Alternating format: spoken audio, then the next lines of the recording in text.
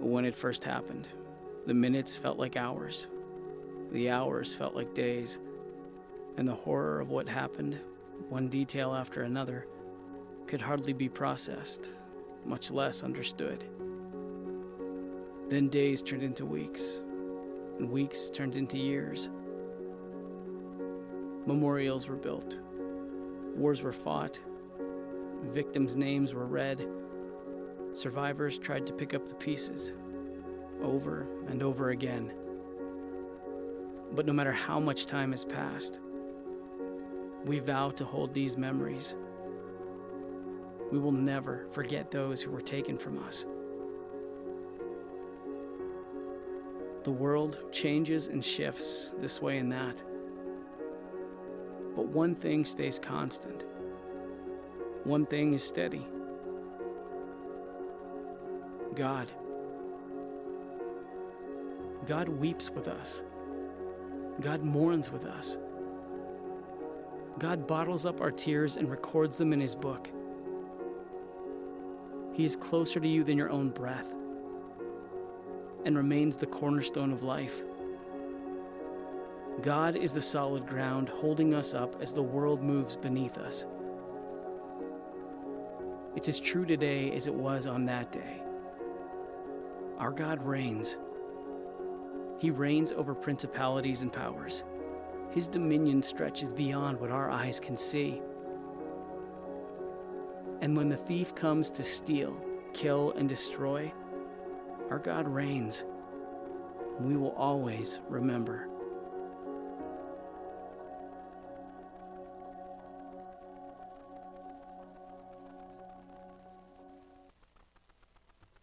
Good morning and welcome. We're going to sing a little bit, so why don't you stand with us?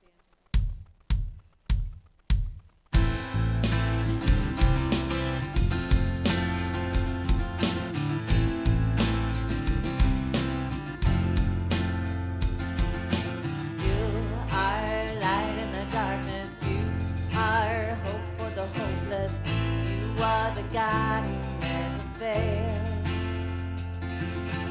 You are full of compassion. You are love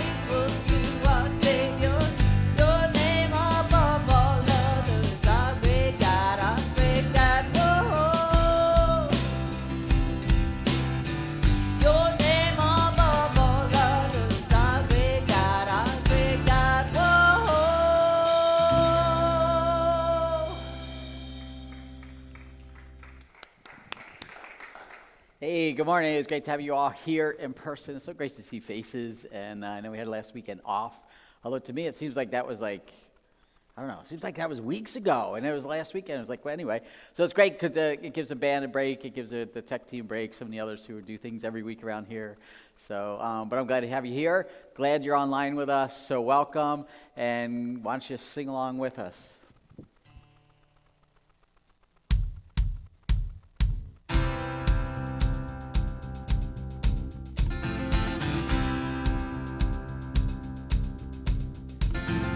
Come all you weary, come all you thirsty, come to the well that never runs dry.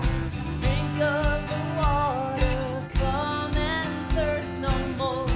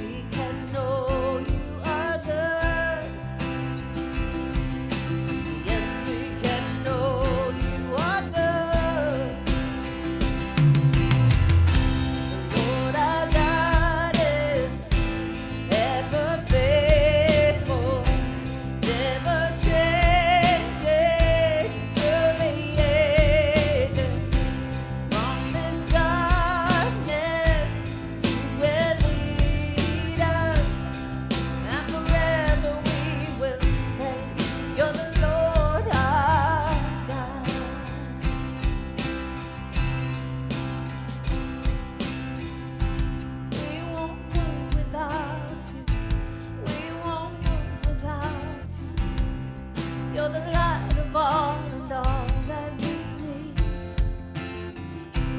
We won't move without you. We won't move without you.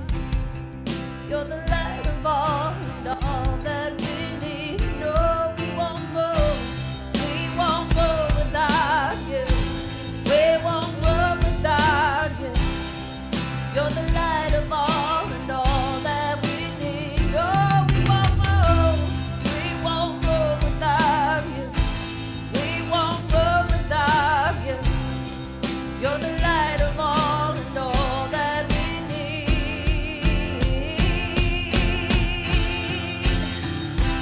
Lord, our God is ever faithful, never changing to the ages.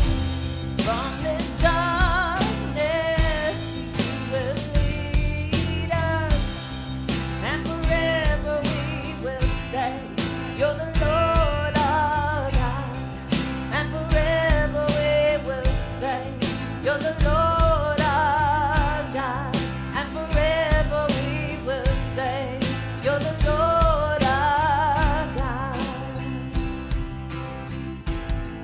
You're the Lord our God. The Lord our God.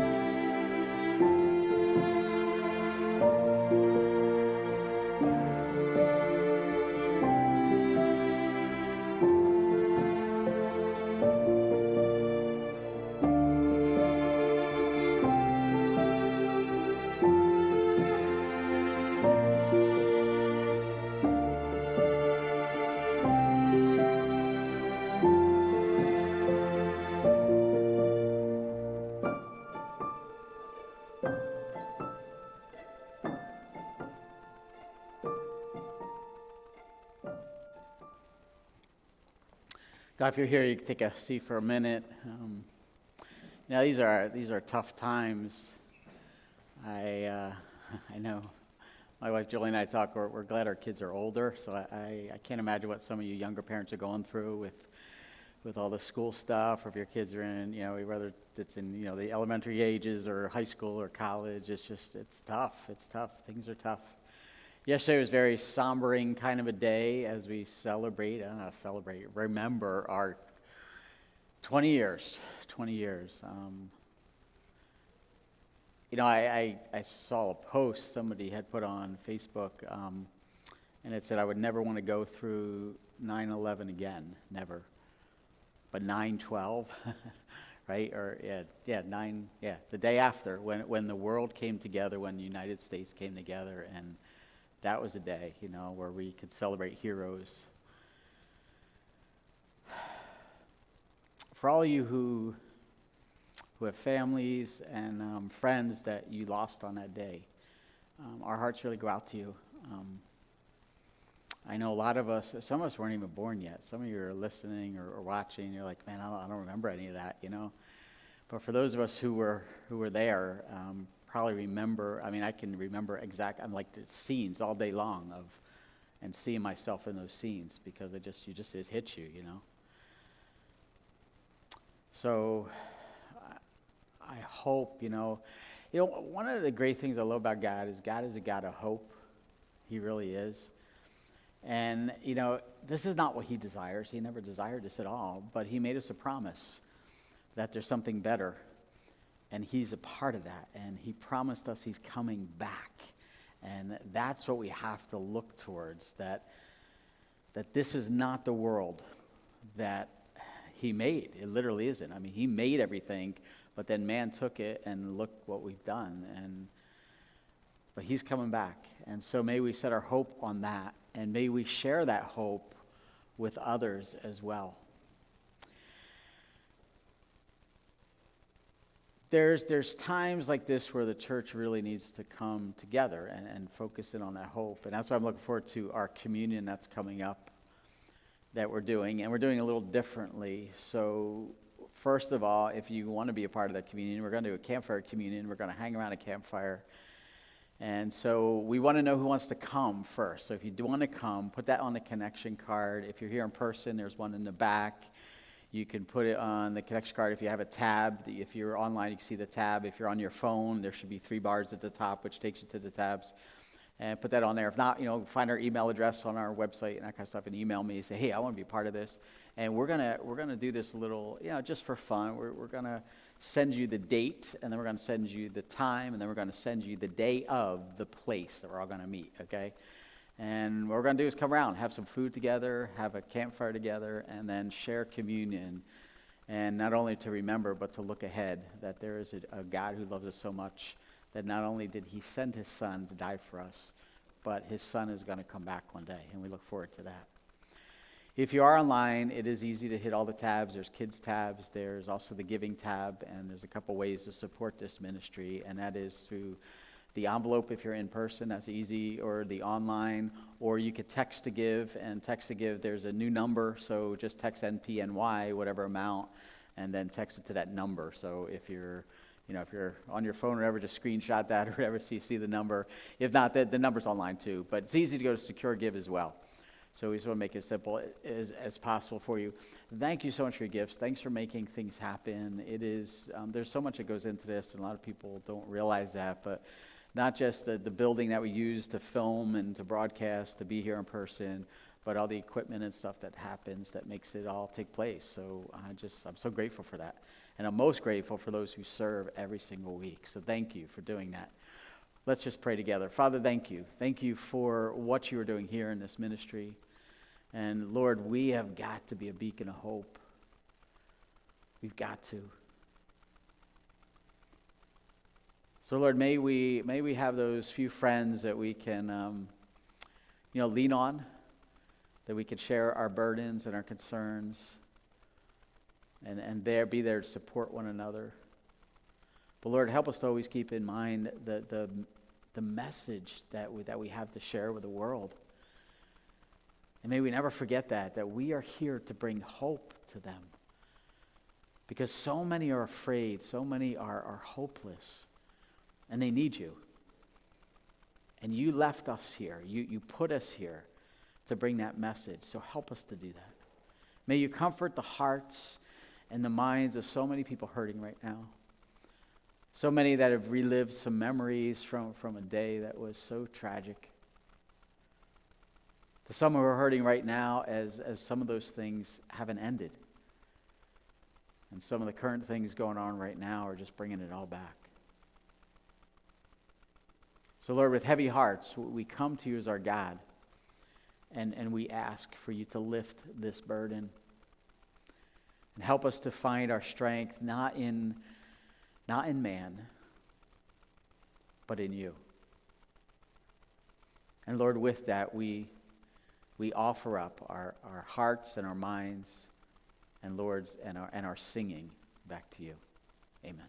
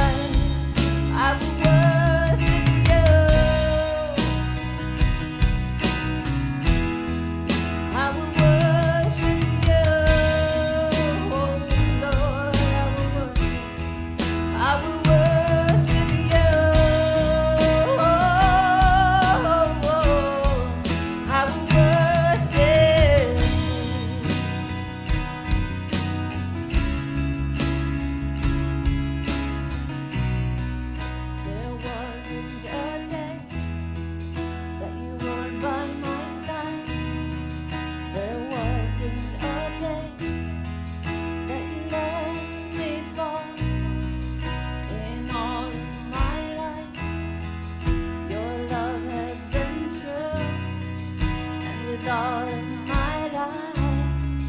I will worship you.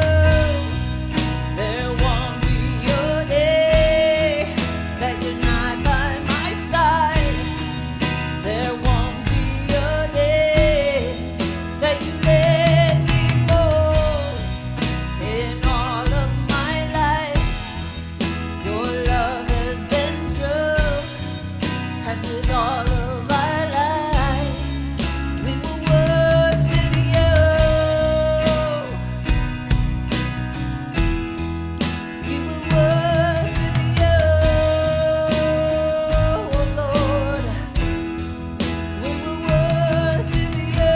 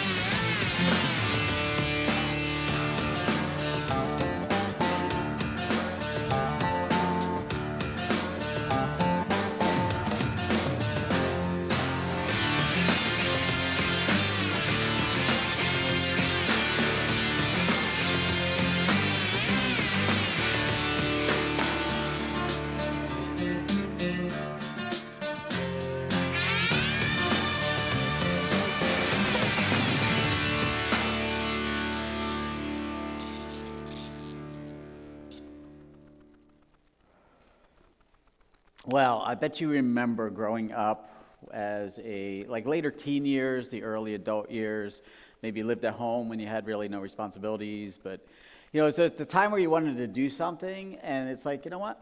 I'm older now. I could do this, and you did it because you wanted to do it, right? And now looking back, you're like, okay, that was just stupid, right? And come on, we all have that thing that we did, right? And it's like, we're wondering, why didn't everybody tell you? But people did. They told you that was stupid, but you did it anyway because you wanted to do what you wanted to do, right? Today we're going to start a new series, and it's called Right in the Eye. And it doesn't originate from me. It originates from Andy Stanley and North Point Ministries. So I'm so grateful for those guys because they really do help the local church, and it's amazing. And what we're going to do with this series is we're going to look at an Old Testament book. And we had looked at a couple stories from this book a while ago. But it's one of the strangest books, if not the strangest books in all the Old Testament. And so I want to let you know that because I want to give you a heads up because when we're going to talk about some things today, you're going to be like, okay, that's bizarre. It's like, yeah, it is. It's bizarre. Okay, and we're looking at the book of Judges, and the book of Judges settles between when Israel is just coming into the land and settling the land to the time of the kingdom, when the kingdom was established under really the rule of David. And the book is preceded by the book of Joshua. So that's the book of Joshua when they come into the land. And that's back in 1380. And this is, BC. And then you have Judges, which is in the middle. And then you have David, which is about 1050, okay? So basically you get a little time frame. Because some people ask, well, how long ago was David? Well, David was about 3,000 years ago, okay? So you have this time period, about 330 years, roughly. And at this point, Israel as a nation is not a nation. They are more like a commonwealth of 12 tribes. To describe it to best in our understanding, it'd be like going back in our history about 200 years when we were a commonwealth, okay? Each state was a commonwealth. Well, actually, some of them still are. I'm not sure what that means. But anyway, we had 13 colonies, and they came to this land, and they said, we want to settle it, and they were colonies. So a colony would come over, they'd settle, and they would have the state of New Jersey or whatever, and they were individual colonies, but they were united. They had a common heritage, and they had a common belief, and their belief was, hey, we believe we want to be free, we want to have freedom of religion, we want to be free from an oppressive government, we want to be free just to raise our families, And so they had some abiding principles. That's why we have the Declaration of Independence and we have the Constitution. These are principles. But we want to be left alone. So every commonwealth, every colony said, look, we still want to be able to govern ourselves. This is what Israel is like.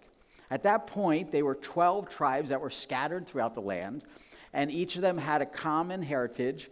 They had a common belief system in a God, and God was supposed to be their king. That's what God wanted. But at this point in time, they were like, okay, I know we have God and we all believe in him sort of, but we're going to do our own little thing, because they were trying to govern themselves and not let God rule them. And so God would bring them these judges, and that's why we had the book of Judges. And they were leaders that would come for a time in different areas of the country as they were spread out in these 12 tribes. They would not rule the whole area. They would rule parts of it at times, because again, they're divided. They're not one nation. The nations had abandoned God. And it's not that they didn't believe in him, it's not that they didn't pray to him and stuff like that, they didn't have their rituals. It's just that they had this idea that God was there and they could sort of do their own thing. They wanted to do what they wanted to do. And they got into this cycle, and here's how the cycle goes. It was a cycle of disobedience. They would disobey God, and then guess what? Disaster would come, and there are different kinds of disaster. And then they would come to a place where they say, hey, God, send us a deliverer, and God would send them a deliverer. And then they say, we'll never do that again, okay? And we know what this is like, because we do the same thing too, right? You're speeding, right? Maybe some of you don't speed, some of you speed, right? And you're speeding, and you're fine. You get away for years. Then all of a sudden, a police officer pulls you over, you're upset, you're mad, but he gives you a ticket. And then you see the price tag on that ticket. Then you see the price tag when your insurance goes up. And guess what? You're like, I'll never do that again. Never do that again. Till another couple weeks go by, and then guess what? You do it again. And that's what it was like. They would say, oh, no, we'll never do that again. And then they do it again. The book of Judges, 330 years, is a time where that's how Israel lived. They're just like, yeah, we're not going to do that, and then they do it. And then it gets worse, and it gets worse. And what we're going to look at today is at the end of the book, where after 330 years of doing what they wanted to do, and everybody started doing their own thing, this is what happens. And this happens to any culture who doesn't have some kind of ruling guide or principles, or then they just abandon them. And this is what happens. So the story begins with a Levite. And here's the Levite. The Levite this is from the tribe of Levi, one of the 12 tribes. He has no name, so we're not given his name through this whole story. He's from the town of Ephraim. And now keep in mind, they get to do what they want to do. That's how they viewed the world, right? And he has this girlfriend, okay? She's sort of a concubine, so she's a concubine / girlfriend / wife / slave. It was, it's one of those things that you sort of hard to put a handle on it, okay? And this is something that this was against the customs in Israel. This is not something they would have done, but they adopted it from the Canaanites. They just thought, oh, that sounds like a good thing, so, some of them adopted it. So this is what this Levite had. He had one of these concubines, okay? That was sort of / wife, sort of, it was one of those things. And she's from Bethlehem. And then what happens is, because they have this sort of iffy kind of relationship, she cheats on him, okay? Which I'm not really sure how that works if there's not a real commitment. But anyway, she cheats on him, and then he finds out, and then she finds out that he knows, and they're in this whole thing, And then basically she runs home. She goes home. So she goes back to her parents. But he's like, oh, man, I guess I miss her, kind of thing. So he follows her home. And he gets to the home of his father-in-law, and the father-in-law's like, oh, man, this is so great to see you. And so not sure of the relationship or how much of a relationship they had at that point, but he's like glad to see him. He's like, this is great, glad you're visiting. So he comes to visit. He's coming to get his concubine / wife / slave. And they start talking, and they start having, he's like, come on, let me pull out some food. And so they start having some snacks. Then he brings out the wine or whatever else, and they're starting to drink. And so they drink, and they have fun, and they're just hanging out, and I don't know, maybe shooting some pool or something together. And then what happens is the day gets late, and so the father-in-law says, well, why don't you just stay the night? So it's like, okay, sounds good, so we'll stay the night. So they decide to stay the night, figure they'll leave in the morning, get a good start. So the same thing happens in the morning. He's ready to go, he's ready to pack up, and his father's like, well, why don't you have some food before you go? You don't want to leave it on a full stomach, right? Some of you have your parents that do this, right, when you visit. And it's like, have a full stomach, and so they start drinking again, they start eating again, and it gets late in the day, and this goes on for 5 days. Like, this just goes on and on and on. And the guy's like, I want to leave, And it's, it's funny, but it's like they just keep getting in this cycle. And they're like, the day gets too long, and then they stay, When I was a kid growing up, we used to hang out with my cousins. And it was on my mom's side of the family, so that was like the only other family. And our cousins that were our age, actually the three of us old, because there were 3 boys, and there were 6 of us. But anyway, we used to hang out together, and we used to play games. And, our parents would get talking, and they would come and they'd tell us, hey, it's time to go. And we'd be like, okay. And we look at the clock and go, oh, guys, we got 2 more hours yet. This is like, and now some of you are older, you know that because maybe your kids or whatever do that to you. And so it was one of those things where they just kept going and kept going. So finally on the 5th day, he's like, okay. And maybe he's had enough of his in-law or something like this. But he's like, I've had enough. No, we really got to get going. Well, they have the food and they have a little wine and whatever. And then day goes on and then it gets to a point where he's like, no, we've really got to go. We got to get going. So they're leaving later in the day because that feeds into the story. And so he leaves, the concubine, the servant, and they go to Gibeah. And Gibeah is a town of Benjamin. Okay, so this is Benjamin is one of the 12 tribes. And so it's under that jurisdiction. And this is one of those towns. It's late in the day. They need to stop to rest for the night. They're looking for a small town just to rest. And towns were small back then. It wasn't like these big cities that we have. And they don't want to stay in a town that belongs to a foreigner outside of one of the 12 tribes of Israel, okay? Because that could be dangerous. They want to stay where they're part of their people. And so they find this town, and when you're a stranger in a town, you're coming in, you're looking for a place to stay. There's no motel, no Motel 6, we leave the lights on or anything like that. What you would do is you would go down to the center of the town and you would just hang out. So to put it in our perspective, you go down to the red and white over there and you just hang out for the day or for the evening and you sort of wait. And you wait until somebody from the town is polite enough to come and see you there and say, oh, hey, are you new to town? And you'd be like, yeah, we're just passing through, or we're doing whatever. I said, oh, well, come into our house. And they were very hospitable. That's just part of the custom of the day. Well, they waited, and nobody came. And they're waiting, and nobody comes. And they're waiting, and nobody comes. So here he is, this man, this Levite, right, that we don't know his name, and his concubine. And they also have a servant with him. And finally, towards the end of the day, this older man comes in, and he's coming back from traveling. He comes into town, and he sees him there. He's like, oh, hey, are you guys new? And so he explains the story. Yeah, we're traveling from here to here, but it got late, so we want to rest. And the man's like, okay, well, why don't you come to our house? He's like, hey, we're not going to be any trouble to you. We got our food. And the man's like, no, I'll take care of you guys. Come here. We'll have some meal together. We'll, some wine together and just hang out.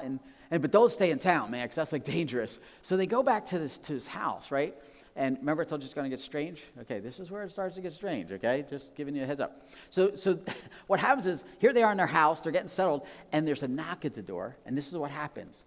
Men surround the house, and they say this. They say, bring the man out who came into your house so that we can have sex with him. And you're like, whoa, told you it got strange, right? Now, these are wicked men, and they don't like strangers. And this is not about the whole sex thing. This is all about humiliation. This is another Canaanite ritual that they basically adopted as people. So when the stranger comes into the land, if they humiliate him, then word will get out and no more strangers will come to their land. So it's all about protecting their people, okay? So you have to understand this, okay? So this is what they do. And so the owner goes out and he says, so he goes out trying to reason and say, no, my friends. He said, don't be so vile. Since this man is my guest, don't do this outrageous thing. He's trying to take them into his care. He's like, that's basically the law of hospitality. You brought someone into your home, you protect them. And this is what he's trying to do. And he viewed it as they're under his protection, so he would not let this happen to them, okay? I told you it's one of the strangest books, okay? So here's what happens. Look at it. This is the stories you never heard in Sunday school, okay? Because this is why, okay?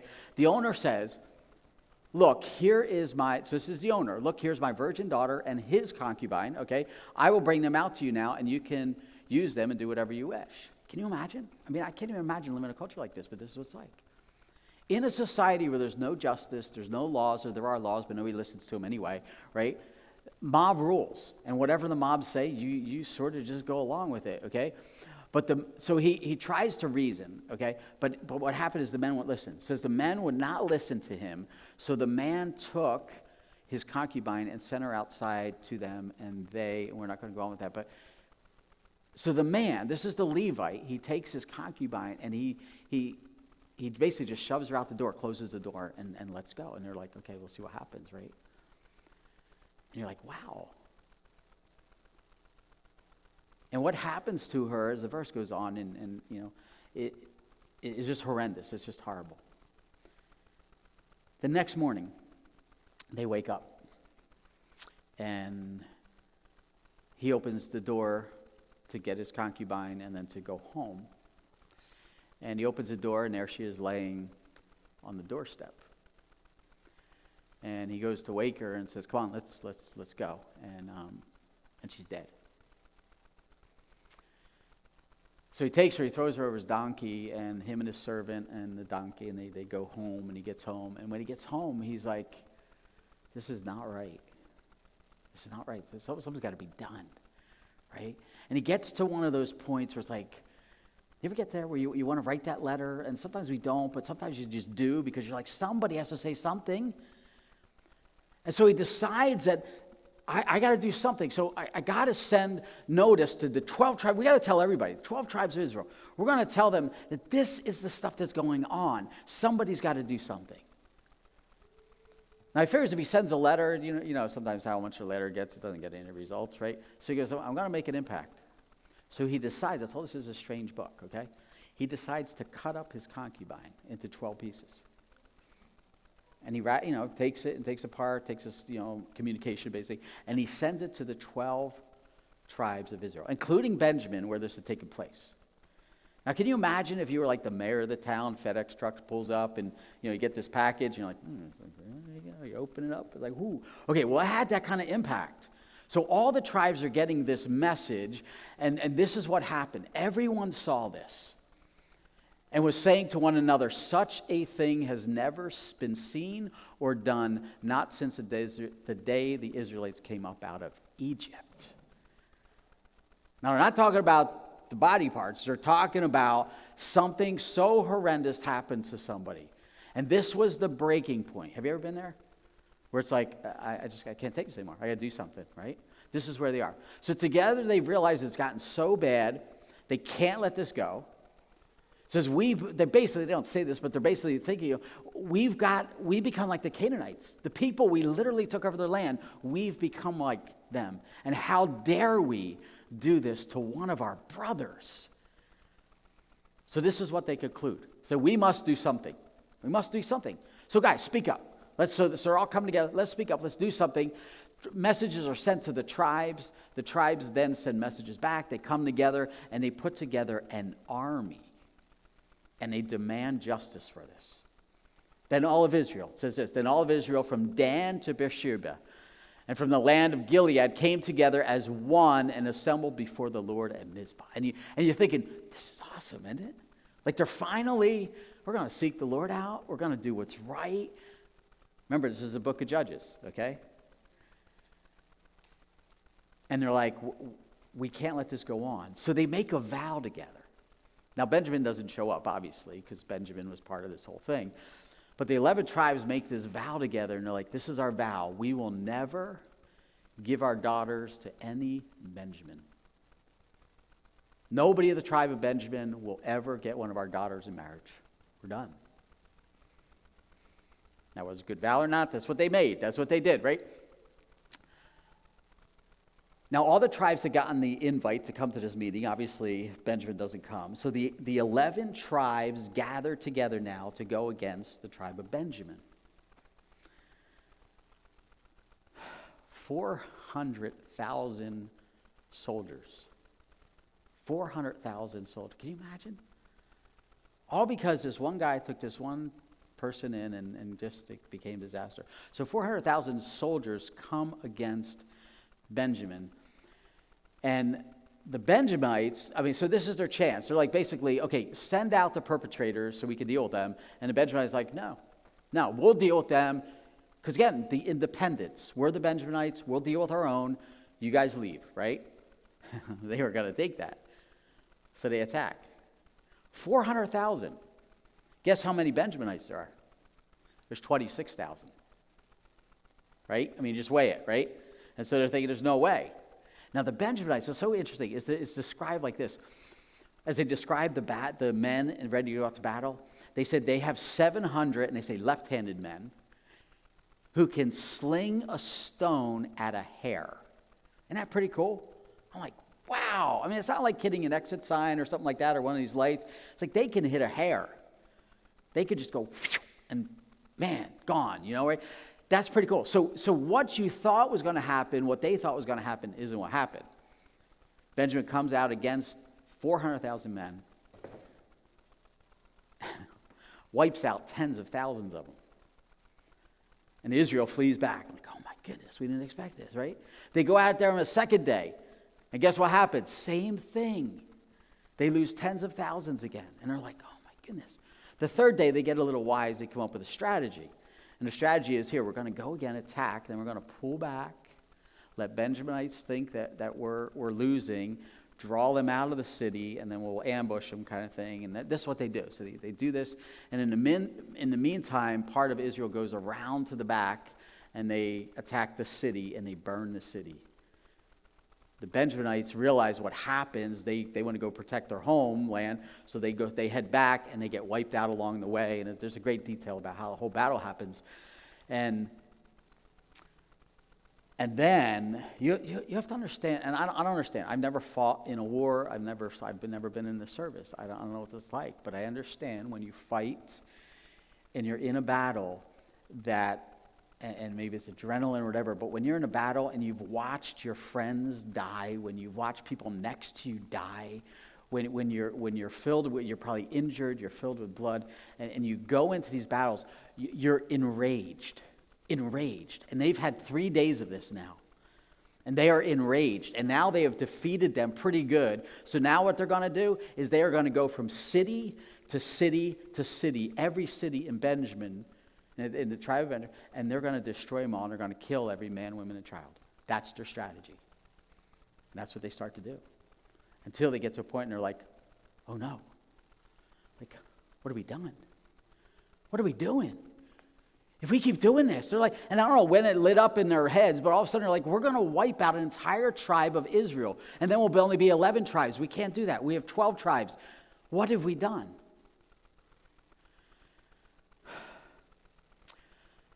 So then they hear a rumor that 600 of the soldiers who had fled as they were fleeing back and trying to get back to their town, they flee to the desert. And so they understand there's 600 men that are in the desert.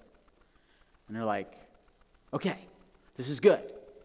I mean, they're probably fearful of us because we're still a big army. But this is good because if they're still alive, there's still a chance for Benjamin, right? There's still a chance for this tribe. We got 600 men. So now all we have to do is find wives for them, and everything will be good. Only, they all made this vow. Remember, they had this vow, and the vow said, we can't give our daughters to them. So what are we going to do? So they start thinking and rattling through their brains again. Somebody comes up with an idea. Hey, let's see if there's any cities from Benjamin that didn't come to attack us. Okay, that's a good idea. So they find out that there's one city called the town of Jabesh Gilead, and they hadn't come out. So this is great. So we got a whole city. There's probably some women in the city, and we could give those guys to the women from that city to these guys. Okay, so here's the plan. We're going to go in, we're going to attack the city, we're going to kill all the men and women except the younger ladies who have never been married, never been with a man, and then we'll capture them, okay, and we'll bring them out of the city. Okay, go, and they do this. And so that's what they do.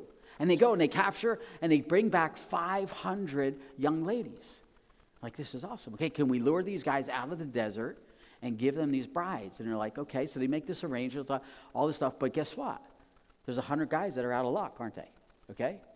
It's like, what are we going to do? So somebody comes out with another brilliant plan. Well, we can't give them our wives, not willingly. So there has to be another idea. Well, we got this. Do you know there's this festival? And it's down at Shiloh, and everybody knows about this festival. It's a great festival, And there's all this kinds of, food and dancing and all that kind of stuff. And during this whole festival, the young ladies, they go and they do this dance thing, right? So we have an idea. It's a great idea. We're going to have the men who didn't get any wives, okay? They're going to hide along the outskirts of this festival. And then you guys are allowed to go in and grab one of the young ladies, okay? You can throw her over your shoulder. You can pull her hair. However you want to do it, just go, take one of the ladies, and go. Because then we've fulfilled our vow to God. because we haven't given you any of our daughters as wives, and then you get a wife. This sounds like a great idea, right? And this is what they're thinking. This is a great idea. And then when the fathers ask, oh my goodness, what happened to our daughter? We just tell them, this is in the best interest of the nation of Israel that your daughters just get to be taken off. So it'll be okay. Just trust us, right? So it's a great idea, right? And so the book of Judges, this is how the story ends. Okay, and it ends with this. In those days, Israel had no king. Had no king. And so what happens when you have no king? The people lived horribly. And these events, right, these events that take place in Israel, if you ask a Jewish person, say, hey, do you remember that? They'll be like, yeah, we're not proud of that one, right? And these are the stories you definitely don't hear in Sunday school. These are the stories you don't tell your kids, except maybe around Halloween time or something, right? The original Chainsaw Massacre, right? But they were without a king. And everyone did what was right in their own eyes. And the book of Judges ends with this horrible story. To each one, it was right. They were doing their own thing. Another way to state this is this. In those days, there was no binding moral consensus, so people followed their own moral compass. Each one thought what they did was right. And who are you, or who am I, to tell them that they were wrong? They're right, and they think they are. And it starts early on. The mob that surrounds the house thought, what were they thinking? We got to protect our town. You don't understand. People come from outside, and we got to protect it. And so this is the best way we know. Yeah, we adopted it from the Canaanites, but you know what? It's a good idea. Let's just go with this, okay? The Levite, the man, okay, that we don't know his name, right? How did he respond? He's like, oh my goodness, they're going to come and get me. Well, she's the unfaithful one. Makes sense to me, right? I'll just give him to her. I just give her to them. So he does that. He throws her outside. And then guess what? When he gets home, what does he think? He thinks the best thing to do is what? To cut up a body. Send a message. And then guess what? When everybody decided what to do, they're like, we got to do something. What's the best thing to do? Take 400,000 men against this house in this town, right? That's the best thing to do. See, in their own eyes, it's right. Because if we don't do this, we're only going to have 11 tribes now. So guess what? We've got to get them wives. And we got to provide a way for the other 100 guys to get a wife. So this just makes sense to us. So let's do it. One thing after another, right? Individually, they're all thinking, what we're doing, this is right and this seems good. And we fall into that trap too. You see, there's an unspoken American dream, and it sort of goes like this: the freedom to do what we want, when we want, with whom we want. And there's a part of that in all of us.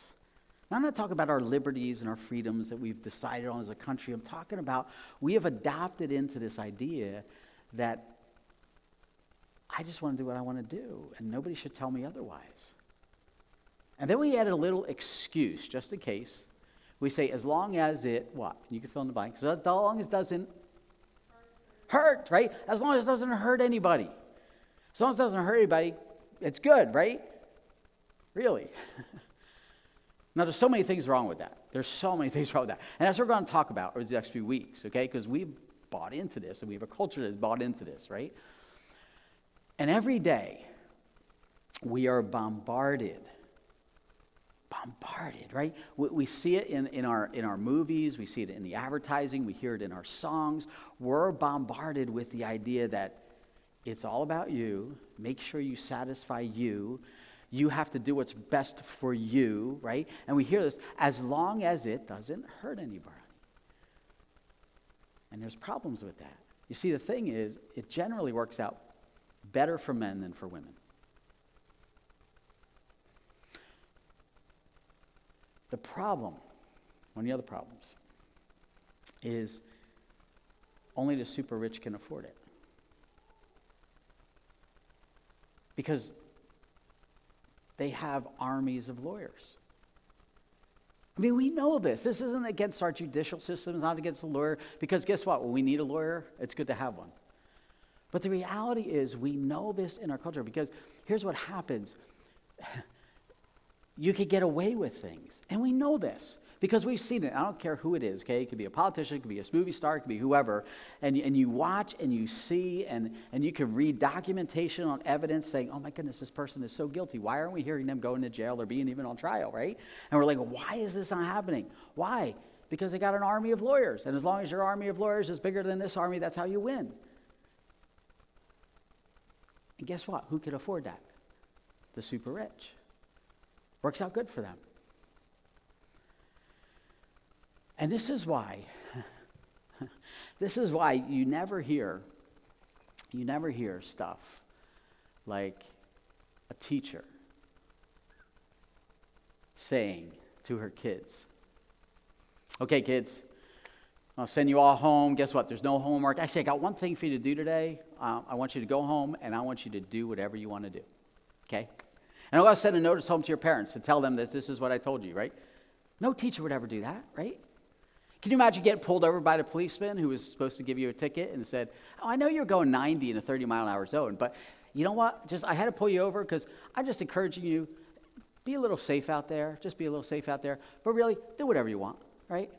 No psychologist is going to sit down from a couple or from an individual and say, look, I know things are really tough and what you're going through, no good one, okay, is ever going to say, but here's the thing, you got to remember, it's all about you. Just go out there and do whatever you want. Because they're on the backside of this. They're the ones who have to show up at your house when somebody's been hurt or there's been a crime. They know what it's like to counsel through a couple or an individual because somebody did what they wanted to do. And the teachers know what it's like when they have to deal with children of parents who are teaching their kids it's okay to do whatever you want, whenever you want. The other thing is this, and I said it already, is that generally this works out better for men and women. It does. That was part of our story. It just does. This is nothing new. You know this, right? Because where women have rights, they have to fight for them. In any culture. You see, where there's no king, there's no moral consensus. And only individual morals are the compass. And in that, women suffer the most. And we're seeing that firsthand, right in front of our very eyes, aren't we? We're seeing that. As a nation who had made some amazing progress for women's rights and all that kind of stuff, is lost all that overnight as we see women being tortured and everything else. Right out of Afghanistan. We're seeing it unfold right before our eyes. We know this. And so the primary problem is this: you can't do what's right in your own eyes without eventually hurting somebody. It just doesn't work. It's not possible. What will happen, and you know this, what happens is somebody will get hurt. Eventually you hurt you. You hurt you. That's what happens. When we do what's right in our own eyes, we will eventually hurt us. And guess what? You're somebody. You're somebody. You're going to get hurt.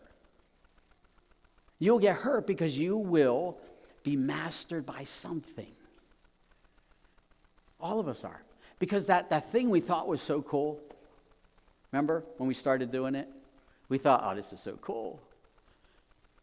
I'm like 21 now. I got my own car. This is so cool. I can do what I want to do, right? And so we started a habit way back here, and we thought, this is so cool. And guess what? That habit, who's in control now? The habit, right? And now we're trying to break it. You know how hard it is to break it?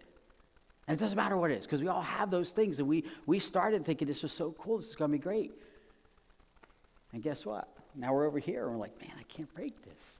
Sometimes it's thought patterns, sometimes it's eating patterns, sometimes it's things we do, and we've been mastered by it. Who's mastering who now, right?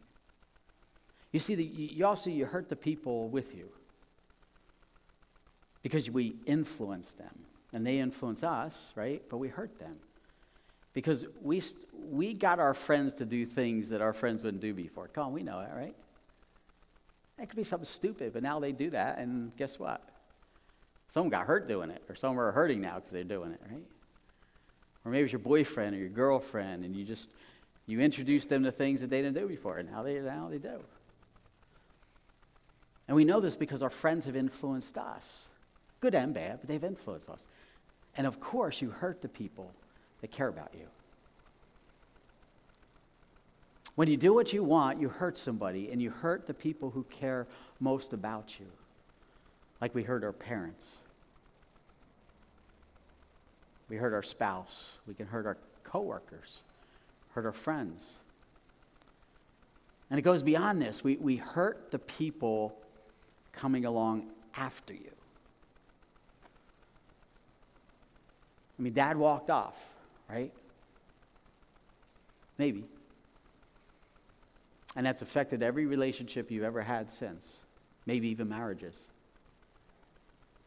Or maybe it wasn't Dad, maybe it was Mom, or maybe it was your brother, or maybe it was an uncle, or maybe it was, your mean grandmother, or something like that. But we have this happen to us, and then here's the thing. That's why we're all a little dysfunctional, okay? We just are, We tell our kids that all the time. We're dysfunctional. Why? Because we came from dysfunctional families, And not that bad. I mean, not that bad. We look back at our history. It wasn't that bad, but it was dysfunctional enough that guess what? Julie and I, we're messed up, okay? So guess what? We pass it on. We pass on that dysfunction. And we all know it because we all have that little weird thing we do, right? And guess where we got it? We got it from whoever or whatever, probably Mom and Dad, and they used to do it, and now we do it. And yeah, that's why we're messed up, And then we pass it on to our kids. Because it doesn't end with us. We pass it on to our kids. It's a myth that you could do whatever you want to do whenever you want to do it, with whomever you want to do it. Because especially as a follower of Jesus Christ, here's the thing. We want to give God the best. We don't want such a low goal. We want a higher goal. How about if we said it like this? I should be able to do what I want, when I want, with whom I want, as long as it helps somebody. Isn't that a better goal? That's a much better goal. Instead of aspiring to, I'm just going to go be on the low rung of the totem pole, man, I want to aspire to greatness, and I want to help others aspire to greatness. Why should we think or try to act like, hey, we're just going to get away with as much as we can get away with? Because in the end, here's what happens. And we don't realize that. We hate this word. But in the end, the reality is we're all hypocrites. We do. Because when things get bad, guess who we call? That policeman who pulled us over. Now, maybe you never had this happen. Actually, I've hardly ever had it happen. But anyway, that policeman who we're mad at because he's just doing his job and protecting us, right? But we're mad at him, and we're mad because we got to pay a ticket, right? He's the same guy we're going to call, or gal we're going to call when our house gets broken into, right?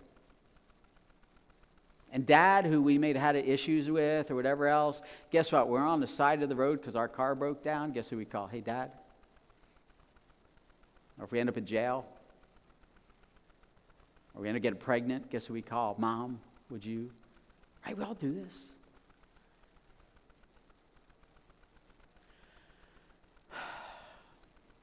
Or maybe it's the church or God, and we say, you know what? I'm not going to have God tell me what to do. We might not say that verbally, but we sort of pull back from God, or we pull back from the church because, man, I'm not going to have any accountability. Man, they're telling me I should do this, and no, I want to. But guess who we come back to when things get bad? We start coming back to God. Start coming back to a church because we need people around us. We do, right? When we reap what we sow, what we do is we look for a king to bail us out. We're looking for somebody to come and deliver us, to save us.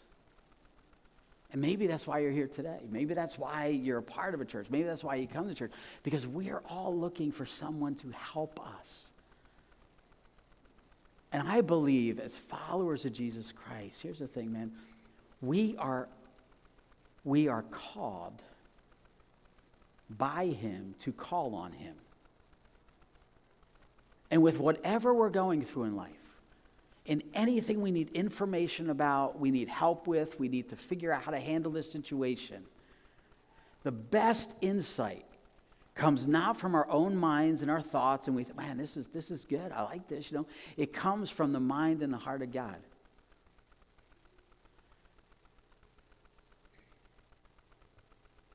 This is one of those messages, okay, that we walk away with, and we're like, man, I wish my friend was here today.